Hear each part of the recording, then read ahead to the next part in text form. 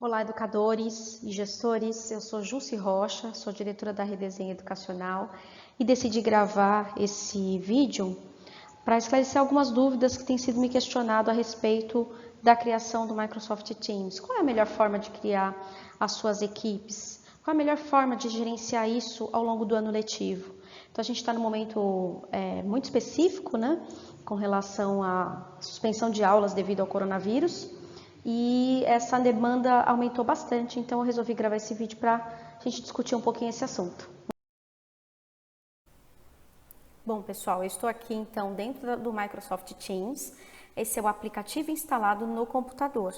Nós temos a versão de aplicativo para dispositivos móveis e nós temos a versão web. É só entrar no teamsmicrosoft.com ou por dentro do portal.office.com achar a ferramenta do Teams. Eu gosto muito de trabalhar com o aplicativo, acho que o aplicativo é mais estável e recomendo então que vocês utilizem, professores, e recomendem aos estudantes utilizar a versão de aplicativo, tá? Então nós temos aqui duas opções, a criação de uma equipe e ingressar em uma equipe com código. Aqui a gente já tem uma coisa bacana que você pode criar a estrutura e passar o código da equipe para o aluno e o aluno ingressar nela, sem a necessidade de você ficar inserindo aluno por aluno, né? Normalmente as escolas evitam isso, porque a parte administrativa fica a cargo da escola, você faz uma vez só a inserção dos estudantes. Quem tem condições de fazer a inserção de cada aluno dentro das suas equipes, vale a pena, tá? Para evitar que o aluno tenha que ficar com essa gestão. À medida que eles vão ganhando autonomia nos anos posteriores, ok, aí é outro contexto. Então eu vou fazer aqui a criação pensando nas possibilidades que a gente tem de organização do Teams. Primeira coisa que é muito importante, eu já vi escolas aqui cometendo um erro já de começo, que se você quer ter controle, você quer um tipo de equipe de trabalho que tenha hierarquia, por exemplo, o professor coordena o trabalho dos estudantes, coordenador coordena o trabalho dos professores. Se você quer ter uma gestão de alguns espaços que sejam exclusivos seus e você também quer ter funcionalidades que sejam de gestão, por exemplo, postagem de tarefas, utilize a opção classe, tá? Não utilize nenhuma das outras. Essas aqui são para grupos horizontais e eles são bem parecidos aqui. Todos eles são grupos horizontais, só cria aqui como grupos de trabalho, por exemplo, grupo de professores para trabalharem juntos, sem hierarquia, equipe de administrativo e, por exemplo, organizações dos próprios estudantes. Vamos lá em classes. Então, uma opção é eu ter uma equipe, que é o que eu estou criando aqui, para cada turma. Por exemplo, o sexto ano A. Tá? E aí, aqui em próximo, eu incluo ou professores ou alunos, ou seja, eu posso incluir um professor para ser, você vai ter que fazer isso nessa opção que eu estou dando, para ser também corresponsável, proprietário dessa equipe, tá? Então, no sexto A, todos os professores seriam incluídos aqui. E aqui você incluiria todos os alunos. Eu não vou fazer isso nesse momento para a gente ganhar tempo. Vou montar só o esqueleto. Então, tenho aqui o sexto ano A e que estruturas eu recebi aqui, então. Eu tenho a opção de arquivos, o bloco de anotações de classe. Eu não vou me atentar a isso neste momento, porque o objetivo dessa gravação não é explicar em detalhes cada uma das ferramentas, mas é explicar a forma de organização, tá? E a opção tarefas. Aí eu tenho um canal geral. Esse canal geral, entende-se que se eu tenho canais específicos, vamos criar um canal específico. Língua portuguesa, por exemplo.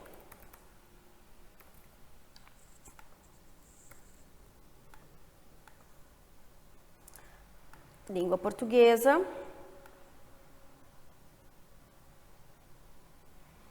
E eu tenho, por exemplo, só vou criar dois aqui, tá? Matemática. Eu tenho, então, a comunicação organizada por canal. E eu tenho também, observem aqui em cima, o que foi criado automaticamente, um espaço de arquivos também individual, ou seja, por componente curricular. E o que eu tenho de geral? Um espaço de conversa que é geral, ou seja, tudo que eu quiser comunicar para o sexto A, independente de componente, eu deveria fazer neste espaço. E aí existem algumas coisas que vão ter que ser compartilhadas entre professores, que é a opção de tarefas, que é um espaço de gestão de tarefas que você dá para os alunos. O aluno vai fazer uma entrega de uma atividade, você pode fazer a gestão dessas tarefas por aqui, com os prazos, corrigir, que eu também não vou entrar em detalhes nesse momento, mas esse espaço tem que ser gerenciado por todos os professores. E a mesma coisa é o bloco de anotação de classe, que é o Class Notebook. Ele também acaba sendo um espaço que tem que ser organizado respeitando essa mesma estrutura. Que é, uma vez que eu criei um canal para cada componente, eu deveria criar, então, dentro do caderno, uma seção para cada professor, tá? Também não vou entrar nesse mérito agora, a gente pode falar disso em outros momentos. Qual seria então a outra opção, Jusce, de criação? Vamos lá. Eu vou criar novamente uma classe e eu posso criar por professor, por exemplo, ciências. Aí o professor de ciências poderia incluir o coordenador aqui como proprietário. Eu sempre recomendo também que os coordenadores estejam como proprietário, em caso de mudança, inclusive, de gestor, né, de professor. E os alunos, vou fazer isso agora. Aí, como é que ele organiza os canais? Por turma, certo? Então, ele vai fazer um canal aqui, sexto ano A.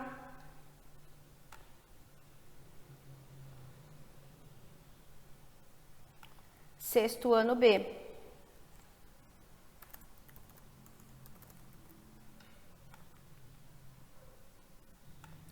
Isso aqui funcionaria se a gente utilizasse muito a parte de comunicação apenas com os alunos, porque pensa que como é que eu tenho um bloco de anotações de classe que funciona para todas as classes? Como é que eu tenho, aqui você tem 30 alunos, aqui você tem mais 30, o seu bloco de anotações vai ter 60 alunos. Como é que você administra tarefas para turmas diferentes? Então, essa forma aqui não é uma forma inteligente de a gente criar. Ela vai dar muito ruído. Então, eu só criei para vocês perceberem o que eu estou querendo explicar. Agora, então, vamos lá na terceira opção, que é a opção uma equipe para cada professor e para cada turma. Ciências, sexto ano A. E aí, o professor vai organizar, vou pular isso aqui também, ele vai organizar os canais, por exemplo, por bimestre,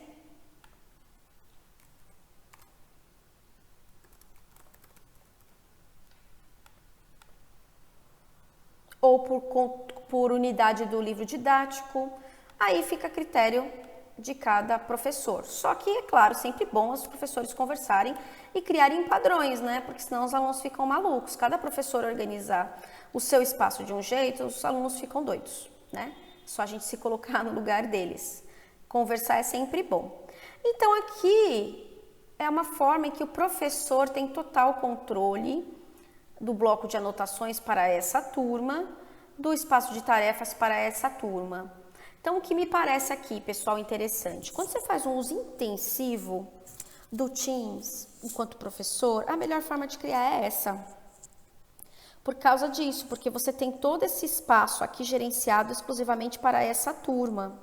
Quando você cria a outra forma, que foi a primeira que eu criei, você vai ter notificações de canais diferentes sendo realizadas. A gente tem a sensação de que o aluno, ele se organiza melhor se ele tiver uma única equipe para poder acessar. Mas, na verdade, não, ele vai acabar também tendo problemas. Mas se você está começando, a escola está começando e quer mais usar o espaço de comunicação do que, por exemplo, o espaço de tarefas ou caderno, isso aqui vai atender super bem. É só direcionar os alunos, por exemplo, para colocar um link para eles fazerem uma atividade, um formulário para eles responderem. Para o ensino híbrido mais no nível iniciante, você não vai ter muito problema com isso, mas quando você começar a ter um uso mais intensivo das demais ferramentas, aí você vai perceber que esse uso não vai ser suficiente. E quando você vai em equipe aqui, ó, fica fácil ele se encontrar. Então, aqui nós estamos vendo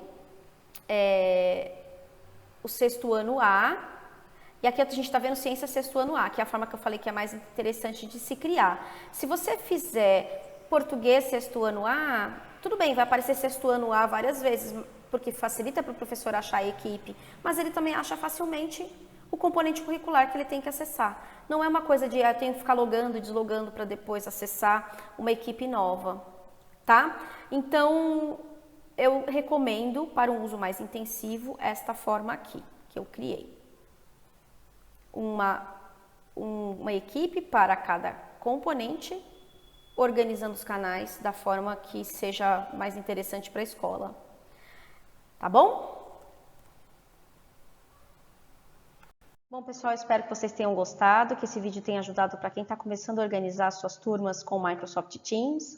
Continua seguindo a gente para ter mais dicas de como utilizar os recursos da Microsoft com um uso mais intensivo para a aprendizagem remota. Um abraço, até mais!